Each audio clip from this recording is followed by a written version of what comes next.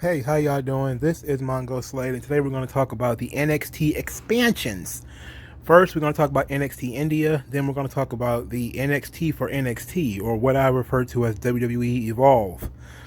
So, a couple of days ago, I don't remember what date because I wasn't really paying attention, there was a lot of talk of NXT India coming in 2021, that WWE was going to embark on trying to establish an NXT brand in India so they could do recruiting and different things like that in India.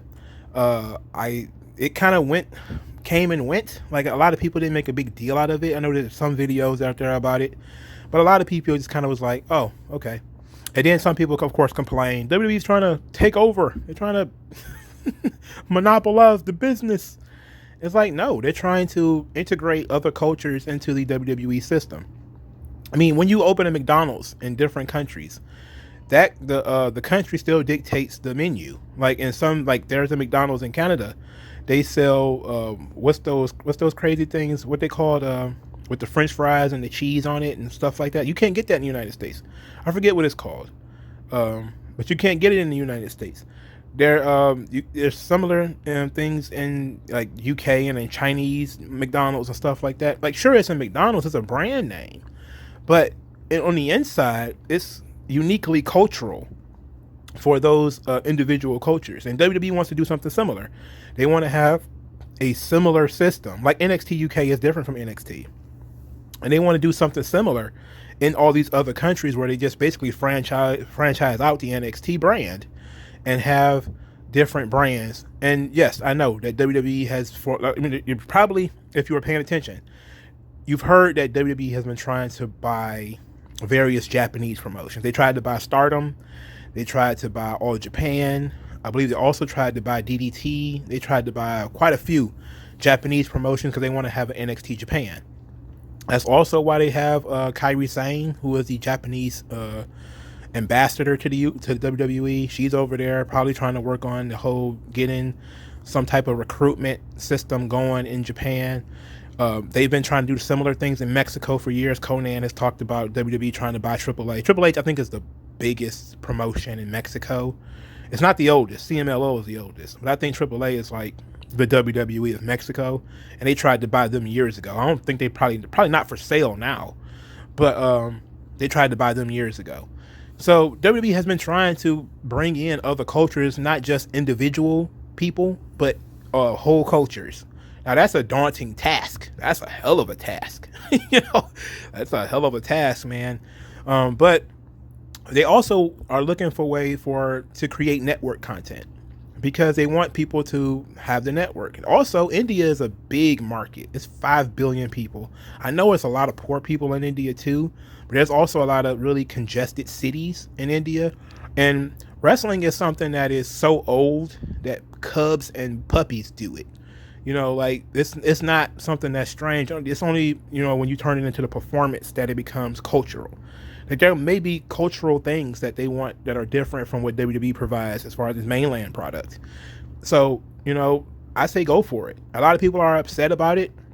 They'll say, like, oh, WWE killed the indies in the UK.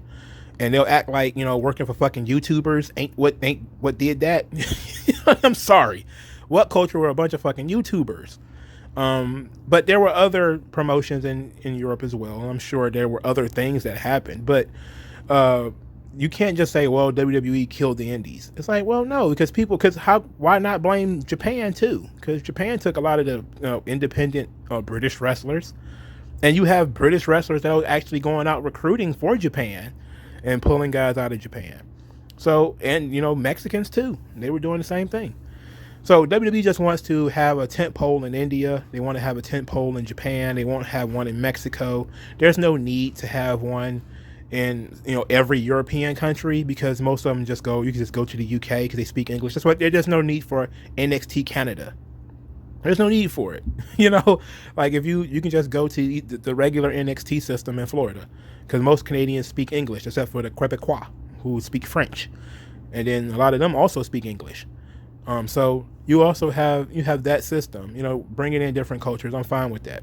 So the second thing which dropped December the 17th or December the 18th, is that Triple H is trying to also create a minor leagues for NXT, or what has been colloquially called the WWE Evolve system. Supposedly, Dave Sapolsky will be the lead writer for this program, and it's going to get started some point in 2021, and it's going to be the official feeder system for NXT. And a lot of people was like, why would you do that? Is it NXT a feeder system? And I said, I told you guys. I keep telling people every time I get in these comment sections or on these tweet storms, the NXT system is the NCAA. Some people are ready for the main to go to Raw or SmackDown. Some people are not. They're not going anywhere. So what they're doing is they're creating a high school system where, they're trying to monetize the people that they have in the PC, because there's so many of them. There's a lot of people who work in the PC that, again, we've never seen, or we haven't seen them in months. They've probably seen them once a year. Remember Jessie Kamea, who was supposed to be in Retribution, and then they took her out of Retribution. And then she wrestled on NXT 2 or 3 times, and then she disappeared. There may be a place for somebody like her. Mercedes Martinez as well. She's a little bit older though. So you need to find a way to monetize all of the talent that you have, and give them, space and time to work, because these people do need ring time. They need to, know how to get in there and work the mats. And yeah, the Performance Center is always open, but you have now in current time, in current speak, you have Raw, SmackDown, NXT, everyone trying to use the Performance Center at the same time. They may have to do like scheduled days or something like that. And then people have home gyms. So you may have to create some other type of system where, okay, these people get this time, and even if it's just an hour or something like that, 40-minute show, it's better than nothing. You get to train some referees, you get to train some camera guys, you get to train some commentators. It's a big deal. You get to turn the Performance Center into an arena again, which it is. Well, I forgot the Capitol Wrestling Center is the Performance Center, but there's a lot of different things that you can do by expanding the NXT brand. You're not going to expand the WWE brand. It's, most of it is just too strong, and it's too valuable at this point to take any risk with. SmackDown's worth $1 billion now, according to Fox, and who knows how many millions that USA has given for given for Raw. So you can't really expand those brands, but you can expand NXT, because NXT is smaller. So you can say, well, there's going to be a sub NXT, then all your little NXTs, your NXT India, Japan, UK, Mexico, and then the NXT proper, and then Raw and SmackDown, and then of course above that would be your pay-per-views, your WrestleMania, SummerSlam, Royal Rumble, stuff like that. So, and if you have a tiered system where you have guys like Goldberg, who only wrestles on the big shows, he only wrestles on, he's not wrestling at Backlash. He's only going to wrestle at WrestleMania or the Royal Rumble or something like that. Then you still do have brand-specific guys where you have the legends who only wrestle on pay-per-views. And then you have the regular guys like Randy Orton doesn't wrestle on every Raw anymore. So you're going to have your regular guys who wrestle on Raw and SmackDown every week. And then you're going to have, your occasional guys who show up every once in a while. Then you're going to have your mainline NXT dudes, or your dudes who wrestle primarily on takeovers. Your Tommaso Ciampas, your Finn Balor's, the Big Show guys. And then you're going to have your regular run-of-the-mill NXT guys. And then you're going to have your big WWE Evolve talent who occasionally work NXT, but work the big shows or whatever big shows they're going to have. And then people who are underneath that. And that's a hell of a pyramid. That's a hell of a pyramid. But it's going to be literally like being in a video game, and you have to build yourself up from the dungeons. You have to go in through the dungeon and be like, you don't have to grow on WWE TV at that point. You have to sign people at 16 before they. But I don't see it as a big problem. I know a lot of people, like I said, they have been, WWE is trying to be a monopoly. They're trying to put everybody out of business. It's like, no, a lot of these companies that they were trying to buy were in financial trouble anyway, and we're probably on the verge of going under. They just wanted to get a foot in the door so they could actually do some recruiting and bring in other cultures. These things makes more sense to me than they do to most people. They just have knee-jerk reactions and they hate stuff without fully thinking about it. But I try to think about things a little bit more. Like, it's either they have to find some way to monetize these people, or they're gonna have to let them go. So I think that bringing Gabe Sapolsky in to write a show just for them, you know, that batch of not quite NXT ready people, it's fine. You know, you could take it or leave it. That show can replace NXT, because NXT used to be the go-to. I must have the network to watch NXT. Just watch that show.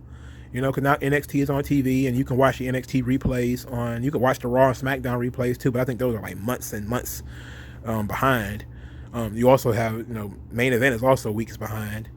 I don't know how this stuff happens. They have stuff everywhere, but as long as people are willing to pay for it, I say go for it, man. Because you get to pay more talent, you get to train more talent.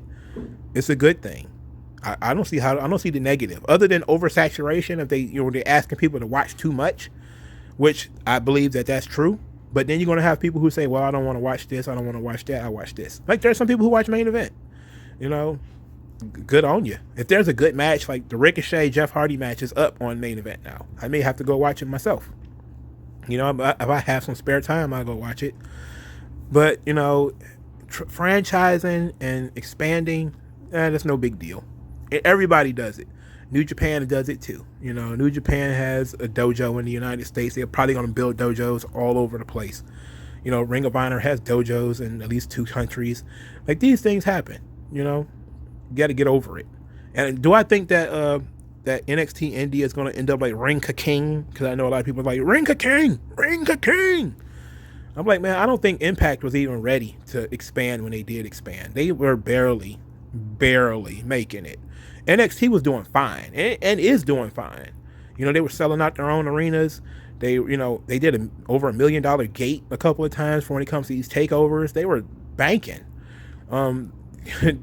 So I don't see a lot of people that are like, they need to just do something with NXT. It's like, well, NXT was doing fine before the shutdowns.